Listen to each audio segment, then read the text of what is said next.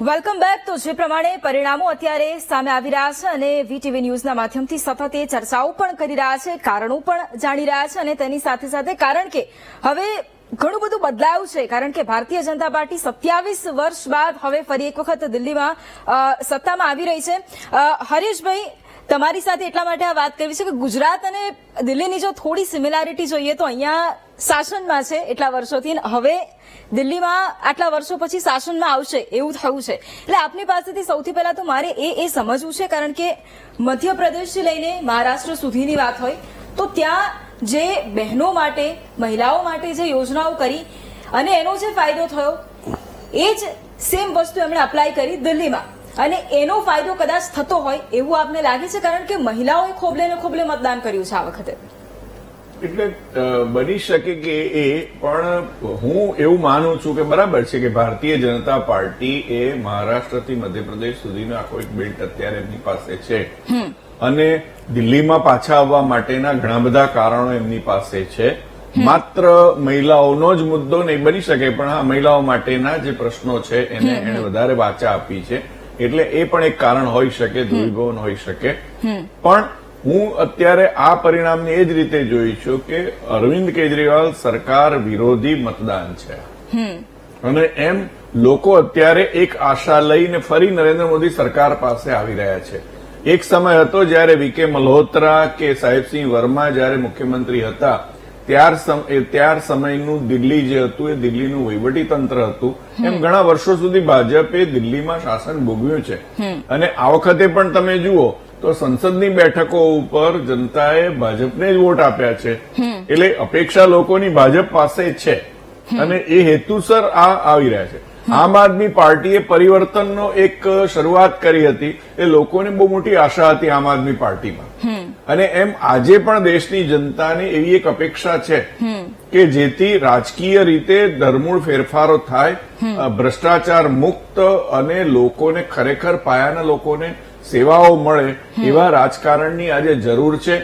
પણ એમ છતાં એ અપેક્ષાઓ ઠગારી નીવડી અને એને 10 વર્ષ પૂરા આપ્યા માટે હવે લોકોએ એક આ પરિવર્તન એ ઉભું કર્યું છે. હા, એટલે આમ જે બે ટર્મથી આપણે જોતા હતા કે જે લોકસભામાં ભારતીય જનતા પાર્ટી પાસે જે પર્સન્ટેજ હોય જનરલી લોકસભામાં જે મત મેળવ્યા હોય એ વિધાનસભામાં આમ આદમી પાર્ટી પાસે રહેતા હતા.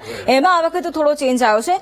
મુકેશભાઈ, સવાલ આપને એ જ છે કે છેલ્લા 3 વખતથી, આમ તો આ ત્રીજું, કારણ કે 0-0-0 1998 થી લઈને 2013 સુધી સતત શીલા દીક્ષિતનું શાસન રહ્યું, કોંગ્રેસનો કાર્યભાર રહ્યો અને સતત એન્ટી ઇન્કમ્બન્સી તમે જેમ વાત કરી, કદાચ ત્યારે લોકોએ કદાચ વિચારવા બેઠા હોત તો કદાચ ના આવતા, પણ આટલા લાંબા ગાળા સુધી શાસન કર્યું. પરંતુ છતાં આજે પરિસ્થિતિ એ જ છે કે તમે એક સીટ લાવવા માટે પણ ઝઝૂમી રહ્યા છો.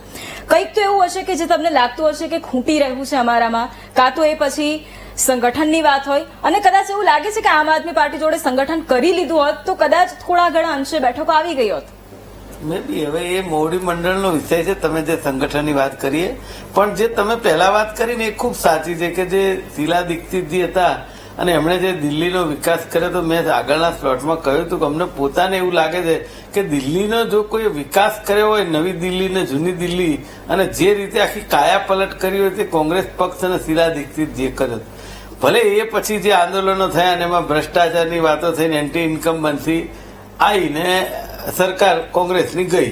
પણ આજે જો આપણે એન્ટી ઇન્કમ્બન્સીની વાત કરતા હોઈએ, કેજરીવાલ સાફની વાત કરતા હોઈએ, તો પછી કેજરીવાલજીની એકે સીટ જ ના આવવી જોઈએ. જો એન્ટી ઇન્કમ્બન્સી આટલી બધી હોય, તો ભ્રષ્ટાચારમાં આટલા બધા ગળા ડૂબ હતા, એકે સીટ ના આવવી જોઈએ. તો એ 7 જ સીટનો ડિફરન્સ છે. હમણાં 2-4 સીટ આગી પાછી થાય તો સરકાર તો પાછી એની જ છે. એટલે કહેવાનો મારો મતલબ, મુકેશભાઈ, મારે ખાલી એ જાણવું હતું કે આજે થોડું તમે સાંત્વના આપી રહ્યા છો એવું કહીને કે કેજરીવાલ સાહેબની થોડી સીટો આમ તેમ થઈ છે, અથવા કારણ કે કોંગ્રેસનું વધારે બોલતા નથી. કોંગ્રેસનું કબૂલ કરું છું. મેં પહેલા કીધું, તમે હમણાં મેં વાત કરી કે આ જે કોંગ્રેસનું રિઝલ્ટ દેખાય છે એમાં 150% કોંગ્રેસના નેતૃત્વએ અને અમારે મનોમંથનનો વિષય છે, આવું ચોખ્ખું મેં કહ્યું. એમાં કઈ આમાં દરેક વખતે કોઈ પણ જગ્યાએ સાચી વાતને કબૂલ કરવામાં કોઈ વાંધો નથી હોતો, પણ અફસોસ એ વાતનો થાય કે કોંગ્રેસ પક્ષે આ દેશની અંદર ને દિલ્હીમાં આટલું કામ કર્યા પછી પણ આ જ સ્થિતિ મતદારો જોતા હોય તો એ કંઈક યોગ્ય નથી લાગતું. હા, અચરજ એટલે પ્રમાણે કંઈક તો તેવી એવું વાત. આપને આટલા વર્ષો વીત્યા, કંઈક તો એવું લાગતું છે કે આપણે આ તો દિલ્હીમાં કર્યું જ છે, કોંગ્રેસ પાર્ટી આ તો કર્યું છે, આ એક વાત તો કરી છે કે જેનાથી લોકો એટલીસ્ટ એમને મત આપે. એ કઈ વાત, એ કયું કામ? જો એવા તમે જુઓ કે દિલ્હીની અંદર જે બ્રિજીસ બન્યા ને એ મોટા ભાગના કોંગ્રેસ પક્ષે અને શીલા દીક્ષિત જે કર્યા. મેટ્રો રેલની જે શરૂઆત થઈ, ભલે એના પછી જે કઈ સરકારો આગળ વધે પણ એ કોંગ્રેસ પક્ષે કરી. યમુના નદીની જે સફાઈની વાત હતી પણ એ પણ કોંગ્રેસ પક્ષે કરી. તો એવા અનેક એવા કામો છે, આ ઝુંપડપટ્ટીઓની વાત હોય કે કોઈ પણ, એ બધી કોંગ્રેસ પક્ષે કરી અને શીલા દીક્ષિતજીએ જે દિલ્હીની નાડ જાણતા હતા અને કરતા હતા. પણ પછી જે આ 2013ના એન્ડમાં જે આંદોલન થયું અને એમાં આ કેજરીવાલજી આપણા લોકલાડીલા પ્રધાનમંત્રી નરેન્દ્રભાઈ એ બધાએ એક દેશવ્યાપી આંદોલન કર્યું હતું ને એમાં જે સત્તામાં દેશમાં પણ આવ્યા ને કેજરીવાલજી ત્યાં 2015 પછી એવું કોંગ્રેસે કંઈક તો, ભલે વિરોધ પક્ષની ભૂમિકામાં ના હોય પણ કંઈક તો એવું કર્યું હશે, કારણ કે તમારે કંઈક કામ કરવા હોય તો સત્તા એટલી જ જરૂરી છે.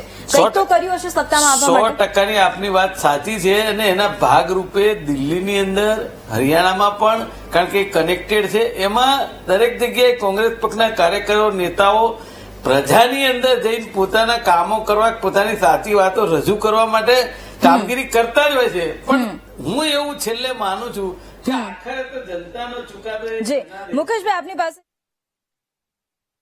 कि डबल इंजन की सरकार, अब वो सारी चीजें, कैपिटल कैसे होना चाहिए, एक राजधानी कैसे होनी चाहिए, वो आप लोगों को जरूर ये सरकार बनाएगी. क्योंकि मोदी जी की कथनी करनी में अंतर नहीं है. 27 साल का वनवास आप लोग काटें, उसके लिए मैं आप सभी लोगों को, जो रुझान अभी तक 42 सीटों का, 43 सीटों का है, उस पर मैं आप लोगों को धन्यवाद देता हूं. और ये रुझान 50 सीटों तक भी जाएगा, मुझे पता है. लेकिन अभी से एडवांस में समस्त दिल्ली वालों को एक अच्छी जिंदगी, एक अच्छी हवा, अच्छे पानी के लिए, अच्छे भविष्य के लिए, अच्छी राजधानी के लिए अभी से मैं बधाई देना चाहता हूं. आम आदमी के जो जितने बड़े चेहरे उसका पीछे चल रहे हैं, इवन अरविंद केजरीवाल, मनीष सिसोदिया और आशीष, सब हारेंगे, सब बुरी तरह हारेंगे.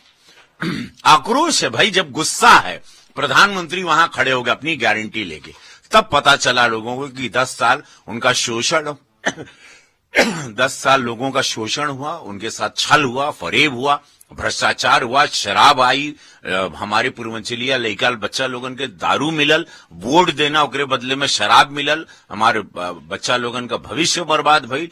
आज उकर पूरा गुस्सा बाटे, उकर आक्रोश बा. पूर्वांचलिया 55% वोटर बाड़े ने जा. आज ये जो रिजल्ट दिखा था, हम समस्त हमारे पूर्वांचलिया, समस्त भोजपुरिया जहान के माई बहन के दिल से धन्यवाद देव कि एगो नर्क की जिंदगी से निकल के महादेव चाहिए आप लोग एगो स्वर्ग की जिंदगी का एहसास करवा. डबल इंजन की सरकार के साथ, मोदी जी के साथ, मोदी की गारंटी के साथ, ये जीत प्रधानमंत्री मोदी जी की है, भाजपा के एक कार्यकर्ताओं की है, जिन्होंने जान झोंक दिया था उस गुस्से के साथ, उस आक्रोश के साथ कि ये झूठ की गंदी राजनीति का पतन होना इस देश में बहुत जरूरी था. ऐतिहासिक बातें देखिए, ये लोगों ने जो छल कपट किया था, जिसमें हम तो गोरखपुर जीत के हमारे कई माननीय सांसद हार गए थे, आज और बाद में ट्रॉफी की तरह वो अयोध्या प्रसाद को हर जगह, क्या नाम है उनका जो सांसद जी वहां से फैजाबाद से जीते थे, अवधेश प्रसाद को हर जगह पे लेके घूम रहे थे और उनका नाम अयोध्या प्रसाद रख दिए थे.